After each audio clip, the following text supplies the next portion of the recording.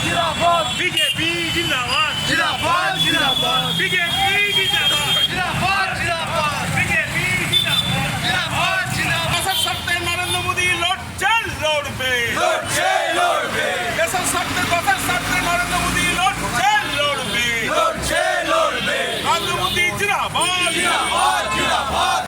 अब देखिए, जिस तरह से भारत की जनता जो उम्मीद लगा के रखी थी, अब मोदी जी का जिस तरह से कार्यकाल चल रहा है, अब मोदी जी पे जिस तरह से विश्वास पूरे भारत की जनता की है, उस विश्वास को आज पूरे भारत की जनता ने प्रमाणित की। देखिए, हम लोग सब जानते हैं आज तीनों स्टेट में भारतीय जनता पार्टी का जो विजय हुआ है निर्वाचन में, इसी के कारण हम लोग बहुत खुशी है। इसीलिए आज लड्डू बट रहे हैं पूरे डानकुनी मंडल में।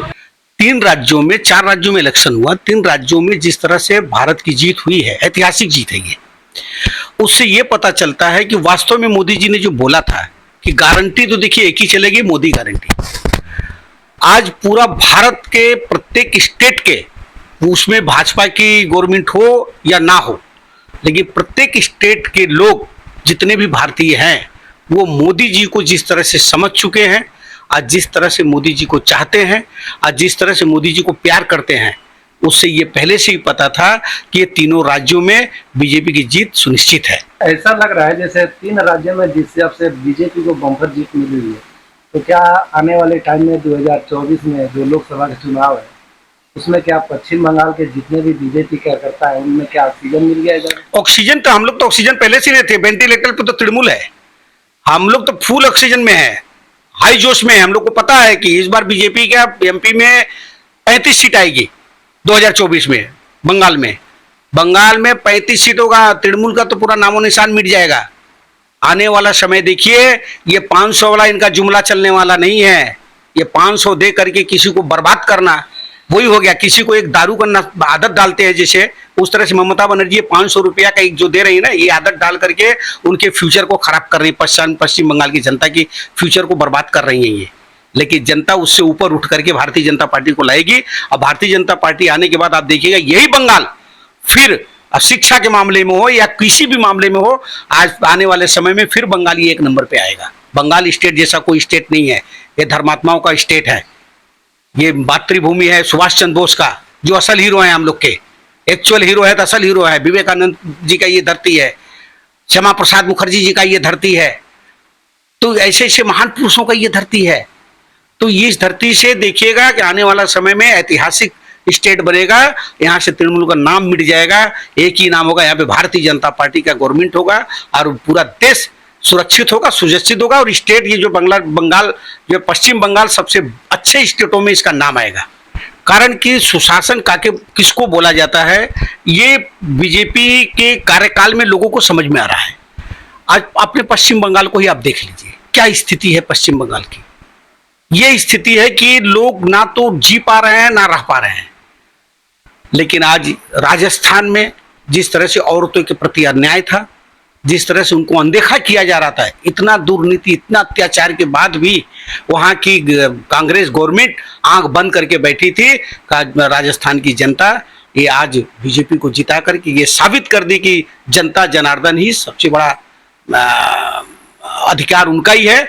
और सरकार जिनको जनता चाहेगी उसको ही बनाएगी, कारण सर्वोपरि जनता है। तेलंगाना में कहाँ गलती हो गया? नहीं, कहाँ गलती है? तेलंगाना में भी जीता हुआ है बीजेपी। 7 सीट हमने बढ़त बनाई है, तो ये तो जीत है हमारी ना। तेलंगाना में तो ये तो था नहीं कि बीजेपी की गवर्नमेंट थी या बीजेपी वहां पे कुछ नहीं था, या बीजेपी 100 पे थी 3 पे आ गई।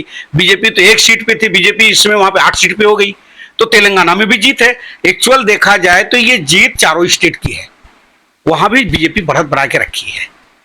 ये जो स्टेट है आपके मध्य प्रदेश और राजस्थान, ये बड़ी स्टेट में आती है। ये दिखाता है, ये जो इंडिया गठबंधन लोग बना के रखे हैं, इनके मुंह पे एक थप्पड़ है। इससे पता चलता है कि जनता से बढ़ के कोई गठबंधन नहीं होता।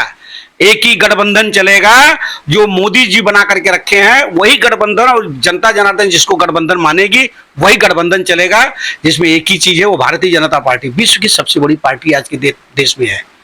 ये जितने भी इसमें सब पार्टी हैं, जितने भी चोर चोर मौसेरे भाई सब जुट गए, ऐसे थोड़ी होगा। जनता को सब पता है क्या जनता आज कहीं से पकड़ के थोड़ी आई है?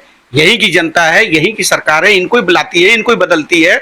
डिसीजन जनता का ही चलेगा, दूसरे का डिसीजन इसमें नहीं चलेगा। आज मोदी जी को हम लोग नमन करते हैं कि मोदी जी के नेतृत्व में हम लोग आज काम करते हैं। हम लोग सौभाग्यशाली हैं, गर्व महसूस करते हैं अपने आप को कि हम लोग कार्यकर्ता होने के नाते कि मोदी जी के नेतृत्व में हम लोग हर स्टेट में काम करते हैं। आज पूरे देश में जिस तरह से पूरा विश्व जिस तरह से कायल है मोदी जी का, मोदी को जिस तरह से पूरा विश्व प्यार करता है, ये बहुत ही दुर्भाग्यशाली वो आदमी होगा जिनको मोदी जी का प्यार नहीं मिला। वो तो बांट रहे हैं, उस प्यार को वो नहीं ले तो कोई क्या कर सकता है? मोदी जी तो अपना प्यार बांट रहे हैं। तो मोदी जी के नेतृत्व में देश सुसज्जित है, सुरक्षित है। उसी तरह से जो स्टेट वंचित था, आज वो स्टेट भी बीजेपी के पाले में है। अब बीजेपी के गवर्नमेंट रहते हुए उस देश का भी उन्नति होगा, तरक्की की तरफ जाएगा। क्या ये 2024 का सेमीफाइनल है? नहीं, ये फाइनल है। सेमीफाइनल किसको बोलते हैं? हम लोग तो सेमीफाइनल, हम लोग तो जानते हैं ये फाइनल एकदम। बीजेपी 300 तो तब आई थी, अब इस बार देखिएगा 350 प्लस होगी। इस बार 2024 में बीजेपी 350 प्लस से पूर्ण बहुमत से, प्रचंड बहुमत से गवर्नमेंट फिर भी दोबारा बनेगी। मोदी जी को दोबारा लोग लाएंगे। और मोदी जी एक ऐसे व्यक्तित्व हैं, उन व्यक्तित्व को देखते हुए मैं बता रहा हूं आपसे कि प्रत्येक आज की जो यंग जनरेशन है वो कितने बड़े फैन है मोदी जी के। आप सोचिए, यंग जनरेशन जो कि आज लोग समझ रहे हैं, यंग जनरेशन जिसको चाहेंगे देखियो वही आगे बढ़ेगा। तो स्थिति आज की ये है कि यंग जनरेशन मोदी जी के प्रति उनके जिस तरह से उनका कार्यकाल चल रहा है, जिस तरह से देश अग्रसर हो रहा है, विश्व में पछवा स्थान जो साबित किया है देश, कभी नाम नहीं आता था। मनमोहन सिंह के जमाने में लोग जानते नहीं थे कि भारत के प्रधानमंत्री कौन है। सोनिया गांधी आती थी, प्रधानमंत्री को हटा दिया जाता था। ये सब कोई पार्टी है? पार्टी है भारतीय जनता पार्टी, जिसमें सब चीज कंट्रोल है। मोदी जी का कंट्रोल है, पार्टी का कंट्रोल है, भारतीय जनता पार्टी के नेतृत्व नड्डा जी का कंट्रोल है, अमित शाह जी का कंट्रोल है। ऐसा होना चाहिए भारतीय जनता पार्टी के जैसा पार्टी, तब जाकर के देश सुसज्जित होगा। अच्छा, जो लोग रास्ते से जा रहा है, जो बिजनेसमैन है, सबको हम लड्डू खिला रहे हैं इस खुशी में कि भारतीय जनता पार्टी वोटों से इस चुनाव को जीते हैं। तो ये क्या 2024 का भी इसको सेमीफाइनल माना जाए? देखिए, सेमीफाइनल नहीं, हम लोग इसको फाइनल मान के ही चल रहे हैं कि इसी रिजल्ट लोकसभा चुनाव में भी होगा और पश्चिम बंगाल इसके बाहर नहीं है। ये रिजल्ट पश्चिम बंगाल में भी दिखाई देगा। ऐसा लग रहा है जैसे 2024 में तो अभी जो लोकसभा का चुनाव है उसमें आप लोगों को ऑक्सीजन मिल गया। देखिए, हम लोगों को ऑक्सीजन हर वक्त मिलता है क्योंकि हमारा प्रधानमंत्री जो है उसका नाम है नरेंद्र मोदी जी। नरेंद्र मोदी जी हर वक्त भारतीय जनता पार्टी के हर कर्मी के ऑक्सीजन के जुगाड़ करते हैं।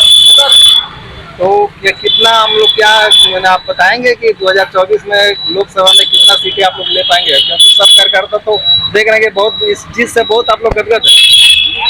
देखिए, अमित शाह जी 2 दिन पहले पश्चिम बंगाल आए थे कलकत्ता में। वो जो बोल के गया 35 सीट हम लोगों को गिफ्ट के तरफ से वो प्रधानमंत्री जी को देना है, क्योंकि लोकसभा चुनाव है, यहाँ पे किसी के साथ कोई कॉम्प्रोमाइज नहीं चलेगा।